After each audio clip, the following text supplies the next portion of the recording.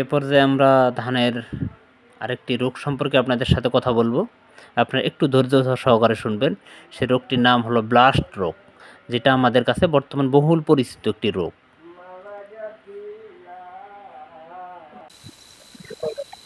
যখন ধান বের হওয়ার সময় হয়, ধানের পাতাটা ঝলসে যায় না? অনেক অনেক জায়গায় দেখবেন যে নিচের পাতাগুলো পুরো পুরো পড়ে যেতে আছে, খোলগুলো পচে যায়। আপনারা কি বলেন সেটাকে? পচা ময়না। পচা ময়না ওটা মূলত হলো পাতা ব্লাস্ট।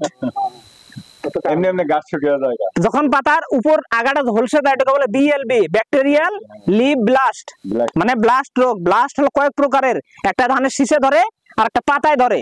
পাতায় হলো বিএলবি, ব্যাকটেরিয়াল লিভ ব্লাস্ট, এটা ব্যাকটেরিয়া জনিত একটা রোগ। এর জন্য আপনারা সমাধান পাবেন আমাদের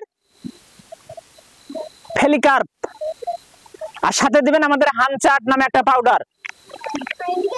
এই পাউডারটার ভিতরে সিঁদুরের মতো রং পাবেন, এটা ব্যবহার করবেন। এই দুইটা জিনিস আপনারা ব্যবহার করবেন, আপনাদের ধানের পাতা কখনো লাল হবে না। পাকাটা ধান পাকা পর্যন্ত পাতা সবুজ থাকবে। যদি ধানের পাতা সবুজ থাকে, গাছ খাবার সংগ্রহ করে পাতা দিয়ে, যদি পাতা সবুজ থাকে আপনার ধানের ফলন অবশ্যই বিঘা প্রতি 2 থেকে 4 মণ ধান বেশি হবে। আমরা কি ফলন বেশি করতে চাই কি না? আমাদের লক্ষ্য কি ফলন বেশি করা না কম করা?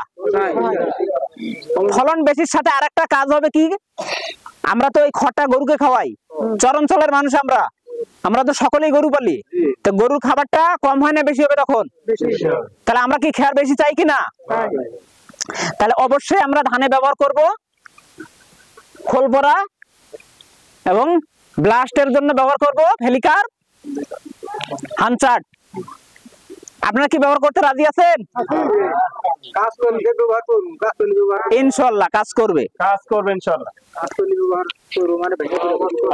তারপর দেখছি কোনো পোকা মরে নাই, আর আমরা এই বীজটা একবার দিছি, আগের দিন দিছি, তারপরের দিন বিকেল বেলা আসছি, আমরা কোনো পোকা জীবিত পাই নাই।